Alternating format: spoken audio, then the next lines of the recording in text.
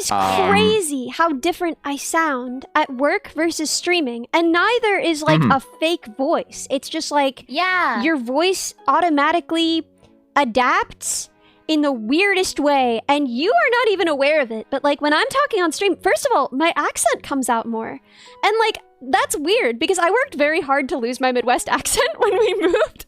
I worked extremely hard.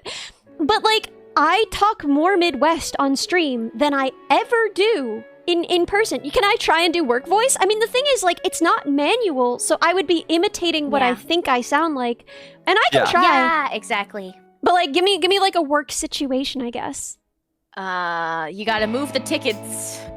Yeah, I'm sorry. I know I forgot to oh my god, it's really hard. I'm like literally doing a voice, but it's my voice.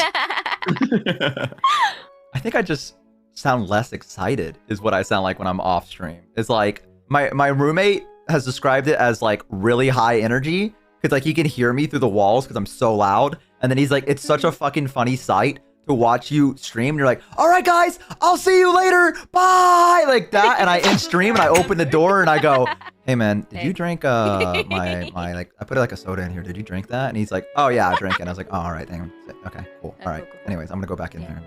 And he's like, all right, man, see ya. Like that, like that's the difference. Is like just the energy just drops immediately. Whimsy mode deactivated is a good way to describe it. Yeah. I talk like lower, slower, a little bit of vocal fry, and I have almost a New York accent.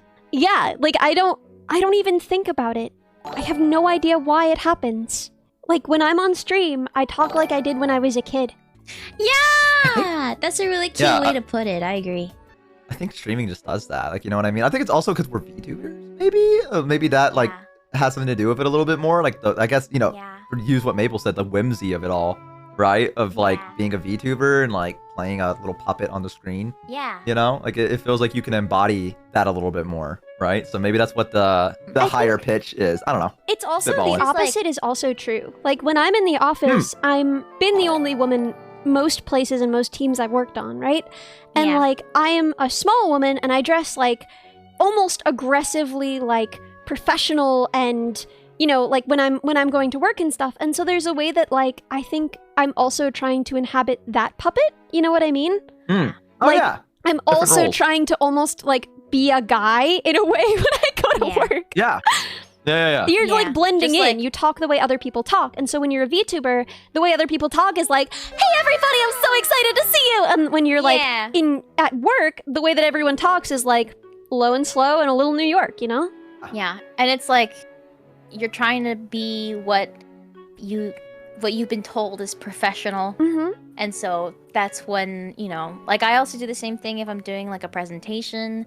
I like I try to talk slower. I don't talk slower. I just like I'm a bit less like excited. I don't smile as much and I just kind of like I use like the lower register of my voice and not on purpose. I'm not thinking about it. It just happens. I think like that's specifically with like professional settings. But I think like with my family, I talk in very different ways too. In like Asian culture, I think it's more like socially acceptable to be cutesy, which is also something I wanted to say with like the baby voice thing. It's like it's not as cringe, and there's like a whole thing about like depending on the culture, at least like in East Asian culture, there's like specific terms. Like in Korean, it's called like aegyo, where you're like trying to be as cutesy as possible, and it's not really cringe. It's just something that people do. And also like typically, I feel like with your friends in China, Japan, and Korea, those three places I know for sure,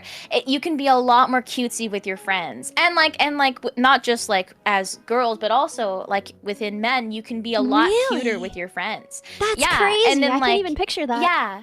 So I feel like that's probably also why I'm less averse to things like baby voice. I mean, when it's like baby analogy or baby words, like I'm gonna change your diaper, that makes me uncomfortable. But like anything where it's like little like baby voice, that doesn't really make me uncomfortable to the same degree, because I'm like, well, you know, being cute is how we connect with people we're closer to, is like by being cutesy and being able to be like you know, less professional and more adorable. And I think like that's more socially acceptable. And because I grew up in that kind of like mindset, like with my family, and also I used to live in China for a good chunk of time. I went to international schools and stuff, but still, like, it was like the culture.